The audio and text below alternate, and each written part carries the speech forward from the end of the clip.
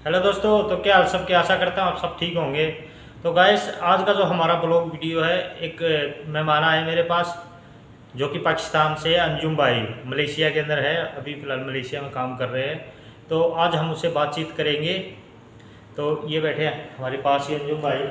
अस्सलाम वालेकुम तमाम दोस्तों को, सुनने वालों को, पाकिस्तान, इंडिया, बांग्लादेश, नेपाल, जहाँ जहाँ पे जितने भी लोग हैं उन सबको सबसे पहले मेरी तरफ से ईद की बहुत बहुत मुबारकबाद एडवांस में। और आज विक्रम तुषार भाई के चैनल पे मैं आप लोगों की खिदमत में हाजिर हुआ हूँ। मेरा नाम है अंजुम रिजवी और मैं पाकिस्तान लाहौर से बिलोंग करता हूँ। और इनको तो आप जानते ही हैं, विक्रम तुषार इनका नाम है, इंडिया से हैं। और आप लोगों के लिए एक बड़ी एक्साइटिंग बात ये होगी कि पाकिस्तान और इंडिया जो इस वक्त एक कंबाइन बैठे हुए बहुत सारी चीज़ों के बारे में डिस्कस करेंगे। लेकिन यकीन कीजिए, यही रियलिटी है। ये वो रियलिटी है जिसके लिए बहुत सारे लोग बात करना भी चाहते हैं और बहुत सारे लोग बात करेंगे भी। उन्हीं लोगों में हम भी शामिल होंगे आपके इस व्लॉग में भी, जहां हम आपको मलेशिया के बारे में बहुत सारी चीज़ों के बारे में अवेयरनेस देंगे।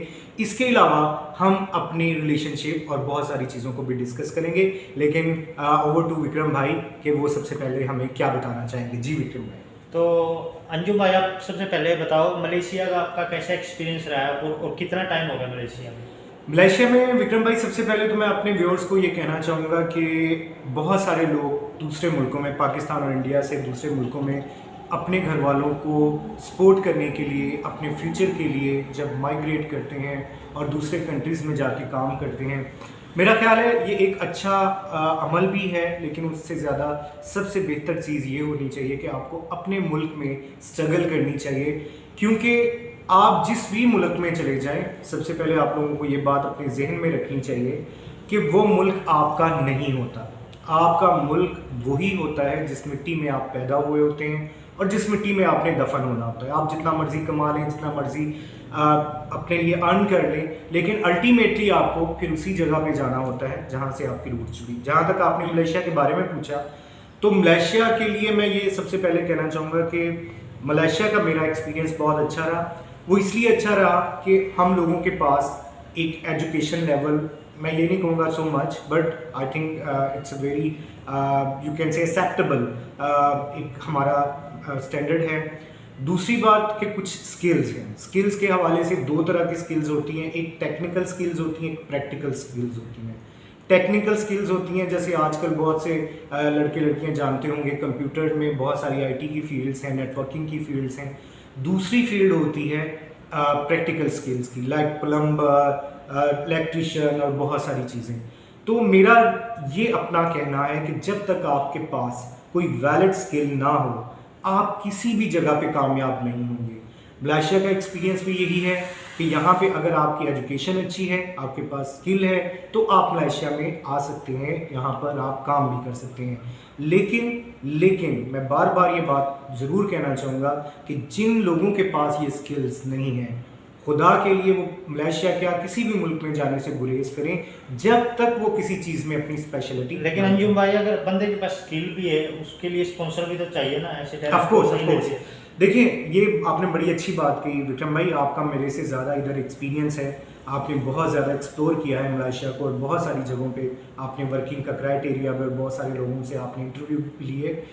लेकिन सबसे पहली बात आपने बड़ी खूबसूरत कही है कि जब तक आपको कोई स्पॉन्सर ना करे, किसी कंपनी के थ्रू आए, अपना वीज़ा थ्रू आए, कभी भी गलती मत करें कि किसी मुल्क में भी डंकी या वीज़ा के ज़रिए जाना चाहें। यकीन कीजिए, हम यहाँ पे हैं, हम इसलिए नहीं कह रहे आपको कि अगर हम यहाँ पे सरवाइव कर रहे हैं, इट डजंट मीन कि आप लोग ये समझें कि हम आपको डिमोटिवेट कर रहे हैं। ऐसा कुछ नहीं है। देखें, पंजाबी की एक कहावत है, बहुत सारे लोग समझते होंगे इंडिया पाकिस्तान में, कि कहते हैं कि राह पे आ जाने या वाह पे आ जाने, यानी कि जो बंदा जिस रास्ते पे चल पड़े वही जानता है वो किस तरह का होता है। इन्होंने भी बहुत सारी हार्डशिप्स और बहुत सारी डिफ़िकल्टीज देखी हैं, हमने भी देखी हैं। लेकिन इसके बावजूद आपको कहना चाहेंगे कि किसी भी मुल्क में खुदा के लिए कभी भी ओवरस्टे मत हों, इलीगल मत हों। आपके लिए बहुत सारी डिफ़िकल्टीज होंगी, आपकी फैमिलीज़ के लिए डिफ़िकल्टी, इवन कि आपकी जान के लिए भी ख़तरा हो सकता है। जी, जैसे कि आपने बोला कि आप जब किसी भी मुल्क में जाते हैं, आपको अपनी मिट्टी याद आती है, तो फीलिंग होती है जैसे बंदा फ्रीडम के साथ बाहर घूमता जी है। बिल्कुल। यहाँ पर मतलब वो फ्रीडम नहीं है अगर आपके पास प्रॉपर डॉक्यूमेंट्स नहीं है। बिल्कुल सही। देखें विक्रम भाई, ये तो आप जानते हैं बहुत सारे मुल्कों के अपने अपने कवानीन हैं, रूल्स एंड रेगुलेशंस हैं, लेकिन मलेशिया का थोड़ा डिफरेंट है। मलेशिया में थोड़ी मैं मेरा जहाँ तक, आप मुझसे इस तरह से इत्तेफाक कर सकते हैं कि मलेशिया में ज़्यादा सख्ती है। इस वजह से सख्ती है कि यहाँ की पुलिस, यहाँ का कानून, यहाँ की इमिग्रेशन वो दूसरे मुल्कों की बनिस्बत थोड़ी सी स्ट्रिक्ट है। यहाँ पे आप किसी भी वक्त किसी भी जगह पे धर लिए जाते हैं, पकड़ लिए जाते हैं। आप बेहतर जानते हैं कि यहाँ की जेलें, यहाँ का सारी सोसाइटी जो आपके साथ ट्रीट करती है वो किस तरह की है। सबसे पहले आप लोगों के लिए ये ज़रूर कहना चाहूँगा कि आप मलेशिया ज़रूर आएँ, लेकिन मलेशिया 2 चीज़ों के साथ आएँ। सबसे पहले अपने अंदर एक स्किल पैदा करें और उसके बाद आप यहाँ लीगली तौर पे परमिट वीज़ा के ज़रिए मलेशिया में आएँ।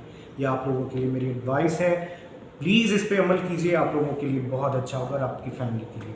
और जैसे कि पाकिस्तान के लोग इंडिया के बारे में क्या सोचते हैं, लेकिन यहाँ पर कुछ अलग ही है, उसके बारे में थोड़ा। हाँ दोस्तों, ये इन्होंने बड़ी खूबसूरत बात कही है। सबसे पहले मैं आपको एक बात बता दूँ, हम लोग अक्सर ये सोचते हैं कि पाकिस्तान इंडिया। मेरा विक्रम भाई जानते हैं, ये मेरा चौथा मुल्क है, 4th कंट्री जिसमें मैं यहाँ पे है। तो आप ऑलरेडी 4 कंट्री पहले जा चुके हैं। Of course, definitely, Saudi Arabia, Dubai, Bahrain and now Malaysia.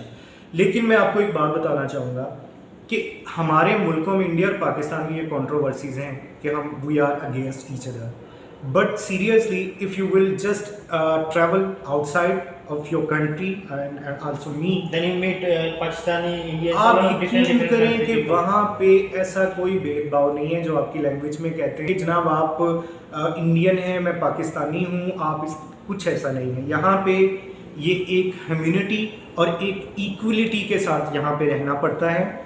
और मैं ये समझता हूँ कि हमारे मुल्कों में भी इसी चीज़ की ज़रूरत है कि हम सारी चीज़ों को अब बलाए ताक रख के, तो हमें सिर्फ अपने मुल्कों की प्रोग्रेस के लिए और अपने मुल्क के उन लोगों के लिए जो पॉवर्टी लाइन से नीचे जा रहे हैं उनके लिए सोचना चाहिए। फर्स्ट काम ह्यूमैनिटी, उसके बारे में सोचे, इसके बाद बाकी सारा कुछ चलता रहता है। अंजुम भाई, जैसे कि आप इंडिया की बात करें, पाकिस्तान की बात करें, जब तक आपका देश, आपकी जो भी माइनॉरिटी है, मतलब डिफरेंट रिलीजन है, उनको साथ में लेके नहीं चलेगा ना, आपका देश तरक्की नहीं कर सकता। इवन चाहे इंडिया और पाकिस्तान कोई भी देश हो। देखें, आप मलेशिया में देखें, यहाँ पे भी आपके सामने हर religion, Malaysia so many culture, so many religion. मैंने यहाँ पर कभी भी किसी भी आदमी को मतलब रिलीजन को लेकर लड़ाई करते हुए नहीं देखा आज तक। देखें, खूबसूरती क्या होती है इस दुनिया की, जो अल्लाह तबारक व तआला ने इस दुनिया को बनाया, इसमें खूबसूरती क्या है? इसमें खूबसूरती ये है कि यहाँ पे मंदिर भी है, यहाँ पे मस्जिद भी है, यहाँ पे गुरुद्वारा। मैंने तीन चीज तो एक साथ ही देखी, गुरुद्वारा, मस्जिद, मंदिर, तीनों साथ एक ऐसे। आप बियॉन्ड द लिमिट्स देखें कि अल्लाह ने इस दुनिया को जब बनाया है तो यहाँ पे उसने सबके लिए बराबर बनाया है। किसी रिलीजन्स को, किसी भी आप कह लें कि नेशनैलिटी को, क्योंकि हमारे पीस बी अपॉन हिम का ये हमारे लिए यही हुक्म था और उनका यही हमारे लिए इरशाद था कि किसी अरबी को किसी अजमी पे और किसी काले को किसी गोरे पे कोई फौकियत हासिल नहीं, हम सब बराबर हैं। सबसे पहले मैं समझता हूँ हमें इस चीज़ का प्रचार करना चाहिए, इस चीज़ को बहुत फैलाना चाहिए कि हमें अब खुदा के लिए इन सारी मार धाड़ और मार कुटाई और ये सारी नफ़रतों से निकलकर सबसे पहले मोहब्बत का पैगाम देना चाहिए। अभी आपने देखा, मैंने आपके सामने नमाज़ पढ़ी, आप अपना जिस तरह से अपना सारा कुछ करते हैं, हमें कोई रिलीजन इस चीज़ का दर्श नहीं देता है कि हम एक दूसरे से नफरत करें, हम एक दूसरे के अगेंस्ट जाएं। या रिलीजन डिफरेंट है, डिफरेंट कल्चर है, लेकिन जैसे हम लोग प्रे करते हैं ना, वो गॉड एक ही को करते हैं। ऑफ कोर्स, इसमें कोई शक नहीं है। और मैं ये कहना चाहूँगा अपने तमाम उन देखने वालों से, सुनने वालों से जो इस वक्त इंडिया और पाकिस्तान में एक फेक बैटलफील्ड बना के बैठे हुए हैं, प्लीज़ इससे बाहर आइए। आप लोगों ने अगर एक दूसरे को बीट करना है तो सिर्फ कंपटीशन एक चीज़ का होता है, और वो चीज़ होती है कि जब आप बेस्ट क्वालिफाइड हों, जब आप में बेस्ट आप कॉम्पिटेंट हों, तो तब आप में वो एक आपके अंदर जो कंपटीशन होता है। लेकिन अगर आप एक दूसरे को सिर्फ क्रिकेट में और एक दूसरे को इन सारी बोगस चीज़ों में रहना चाहते, तो मैं समझता हूँ ये बिल्कुल लड़ते रहेंगे। बिल्कुल देखिए, कोई रिलीजन आपको लड़ने का कभी भी नहीं कहता। कोई रिलीजन ऐसा नहीं होता जो आपको ये बताए कि आप विक्रम तुषार अंजुम रिजवी का गिरे हम बांध पकड़े और अंजुम रिजवी कभी ऐसा नहीं या होता। गीता, कुरान, बाइबल कोई भी आपको गलत नहीं सिखाता, बिल्कुल नहीं अगर उसको कहता। आप अच्छे से पढ़ेंगे। ठीक है, मेरा मज़हब मुझे ये दर्श देता है कि मैं एज ए मुस्लिम, आप हिंदू हैं तो मैं अपने से ज़्यादा आपकी रिस्पेक्ट आपको दूँ, क्योंकि ये मेरे मज़हब की तालीम है। इसी तरह से आपके हिंदुइज्म हमारे में भी हिंदू धर्म में यही भी कहा यही है। जाता है कि आप दूसरों से जो मोहब्बत आप करें। दोगे दूसरों को वही मिलेगा। Yes of course. तो मेरा ये तमाम अपने देखने वालों से, अपने सुनने वालों से, ये मेरी इनकी लैंग्वेज में विनती है, प्रार्थना है, और इसी तरह से मेरी रिक्वेस्ट है, मेरी आपसे ये इल्तिजा है कि तमाम मेरे बहन भाई अब इस सारी चीज़ों से हमें बिल्कुल बालाताक होकर सोचना चाहिए और इस चीज़ को प्रमोट करना चाहिए कि हमें मिलकर इस दुनिया को खूबसूरत बनाना है, बिल्कुल एक यूनिटी के साथ, स्ट्रेंथ के साथ, और हर उस शख्स को हमें एक दूसरे को हाथ थामना चाहिए जिसको हमारी ज़रूरत हो, ये देखे बगैर कि वो हिंदू है, वो मुसलमान है, वो ईसाई है, वो सिख है। हमें इन तमाम चीज़ों से निकलना चाहिए।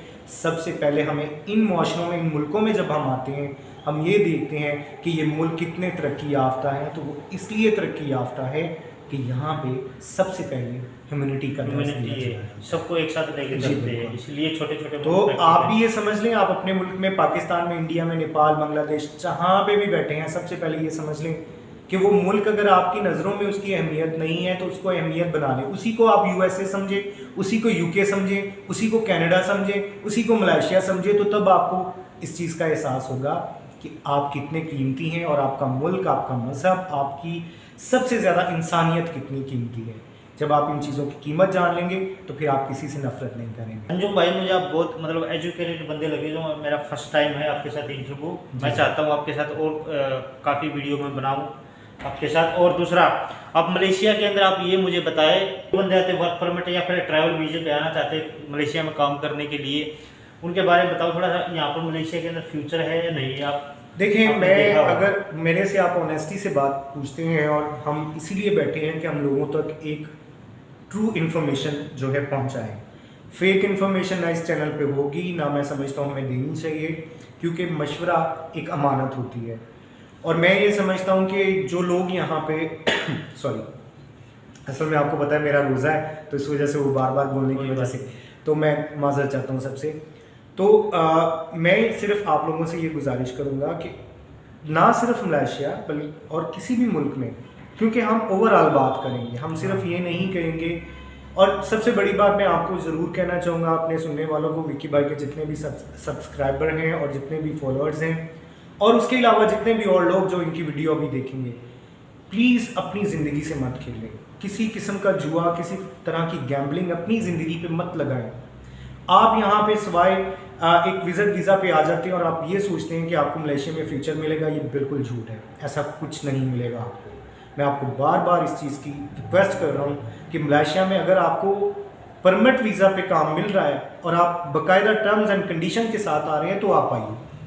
अगर बंदे को वर्क परमिट भी मिल जाता है तब भी मतलब फ्यूचर है या नहीं? नहीं, फ्यूचर के हवाले से अगर मैं आपको ये कहूँ, आप अर्निंग के हवाले से तो मलेशिया को सिलेक्ट कर सकते हैं, लेकिन अपनी फ्यूचर बिल्डिंग के हवाले से आप मलेशिया को सिलेक्ट नहीं कर सकते।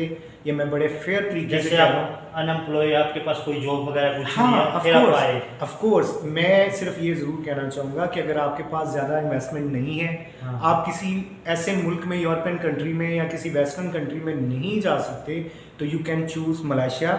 और मेरा ख्याल है कि ये आपके फर्स्ट एक्सपीरियंस के लिए बहुत बेहतर होगा। और लेकिन अगर आप यहाँ पे फ्यूचर बिल्डिंग के लिए, या आप ये समझें कि आपके लिए ये आपके आइंदा फ्यूचर में बहुत एक आप हेल्पफुल होगा, तो आई एम सो सॉरी, ऐसा कुछ नहीं है।